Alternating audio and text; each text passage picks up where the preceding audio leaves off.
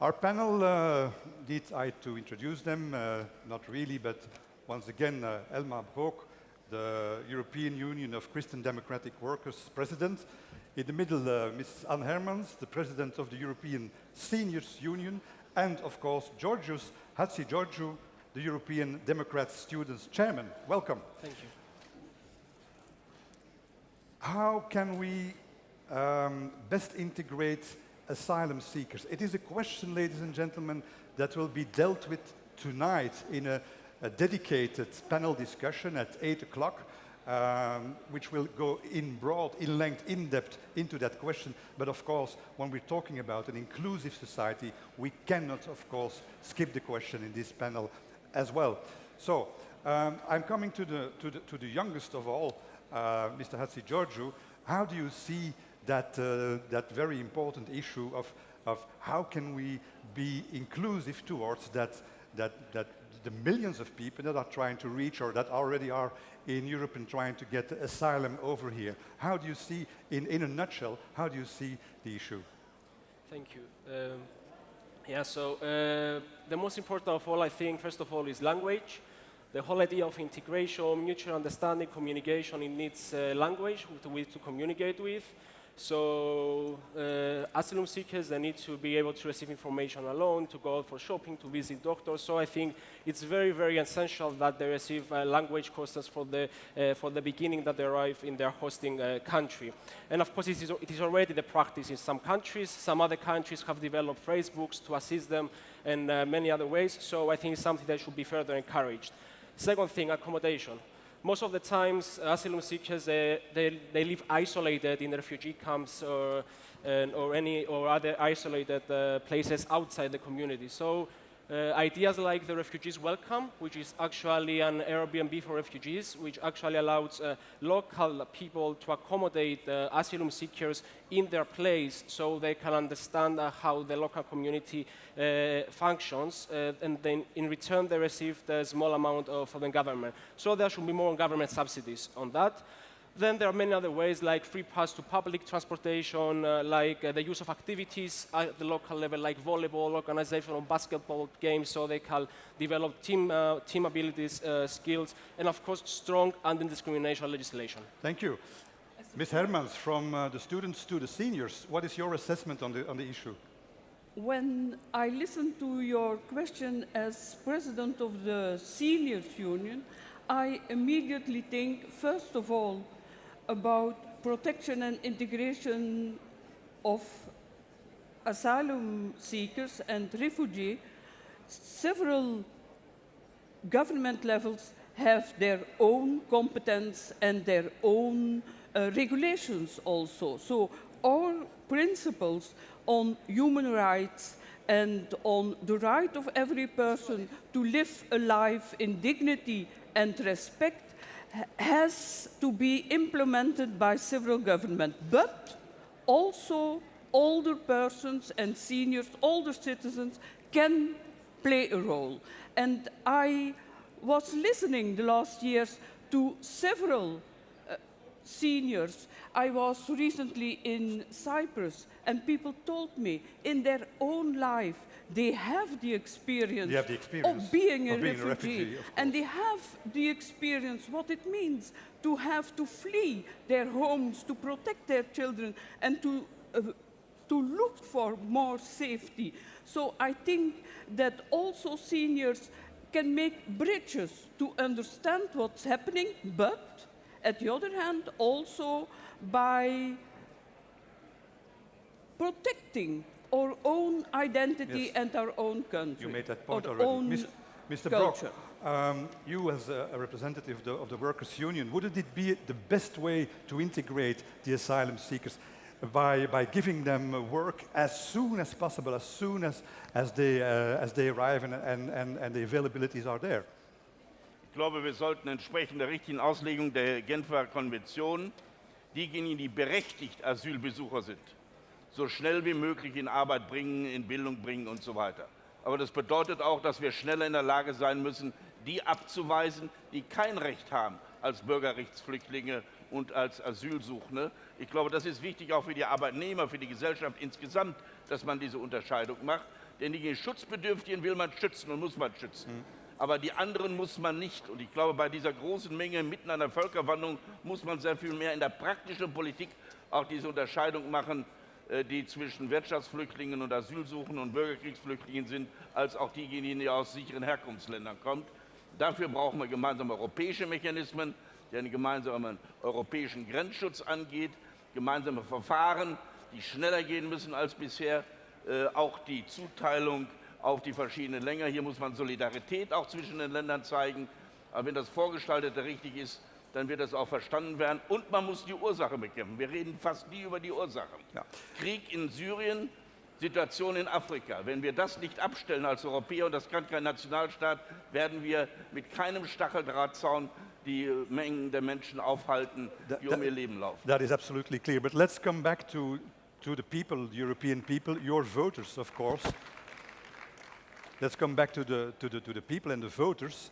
You've been saying, Ms. Hermans, that a lot of older Europeans know what it is to be a refugee, but on the same time you see that those same people, older people and even younger people, have a lot of fear. That there is a justified or an unjustified fear, I don't know, maybe you will give us the comment on that. But how can you deal with that? Because fear is, of course, the worst enemy of a real integration from all parts, all parts concerned. But what is your assessment on that? I think when people fear that their own identity is in danger, then you can't neglect it. But at the other hand, and that's very important, I think, you mustn't play with it like populists do. We have to try to understand it and create possibilities so that at the one hand, they can feel protected. Citizens have the right to have the feeling to be protected, also protected by Europe with democracy, with the implementation of principles like democracy, social justice, and so on.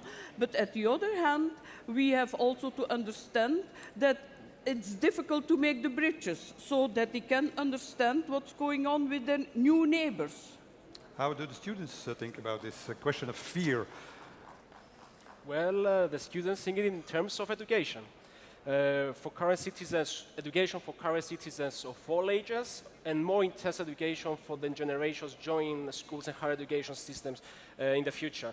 We must understand that many Europeans lack the necessary knowledge and understanding of the problems that these people are facing back to their countries, and they don't really understand their culture, their beliefs. So I think education to understand one's own culture will be very helpful. And of course, we must definitely restructure the whole education system. So social inclusion is included from the early beginning of education of the young people, so it can transform their mindset from the beginning.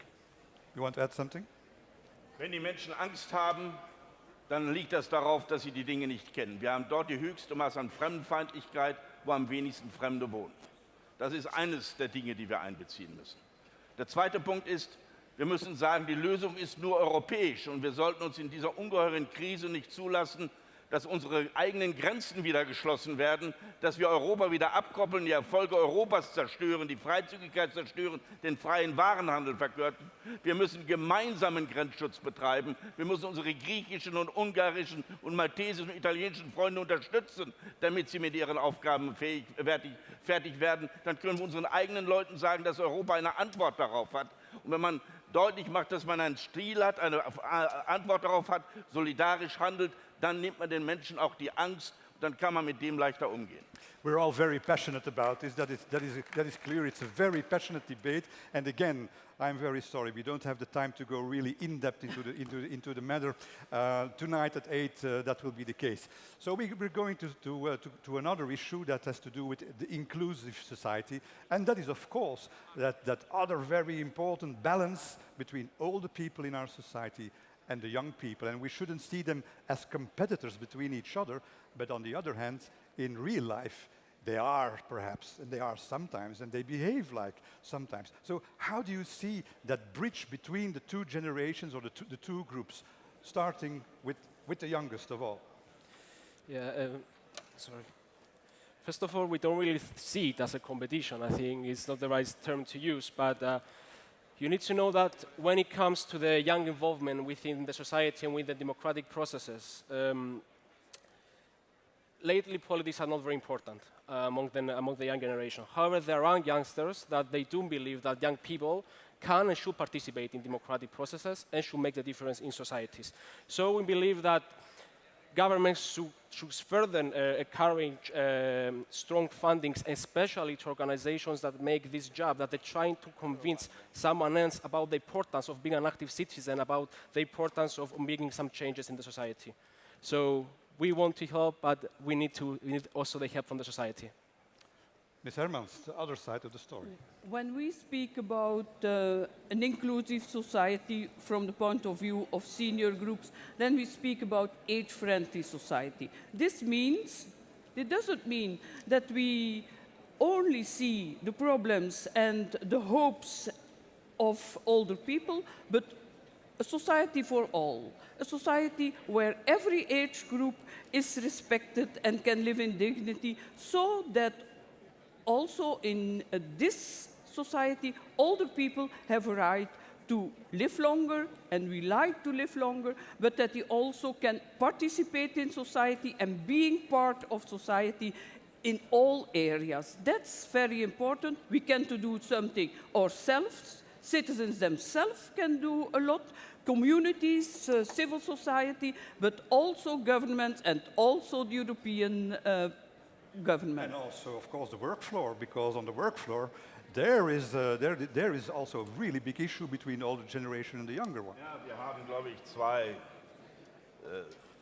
Vorstellungen, die im Wettbewerb sind. Das eine ist auf der Seite, sind die Älteren bereit, die notwendigen Reformen in einem Staat und der Wirtschaft zuzulassen, dass die Jüngeren eine Zukunftschance haben. Wir Älteren neigen dazu zu sagen, für uns reicht es noch. Deswegen brauchen wir nicht die Reformen zu machen. Das Rentensystem ist eines der Beispiele dafür. Das andere Beispiel ist auch manchmal ein Problem in unserer eigenen Partei, dass man meint, das sei alles ökonomisch, das seien nur die Unternehmen und deren Bedingungen.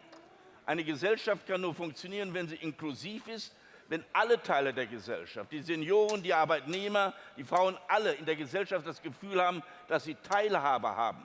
Das ist die Aufgabe einer Christdemokratischen Union, der Europäischen Volkspartei, inklusiv zu sein, alle Teile der Gesellschaft mitzunehmen und nicht nur ökonomisch zu denken. Das macht uns aus. Wir sind auch gerade in diesem Generationenkonflikt eine Partei, die den Sozialismus ablehnt und die den bindungslosen Manchester-Liberalismus ablehnt. Wir sind soziale Marktwirtschaft mit all den Bedingungen. Das ist unsere Botschaft. Und mit dieser Botschaft werden wir auch jeden Rechtspopulismus besiegen, wenn wir nur den Mut haben, diese Botschaft wieder an den Mann zu bringen. Okay, thank you very much, Thank you. Ms. Hermans, Mr. Brock, and Mr. Hassi Giorgio. Thank you so much, and we see you back in the next panel. Thank you.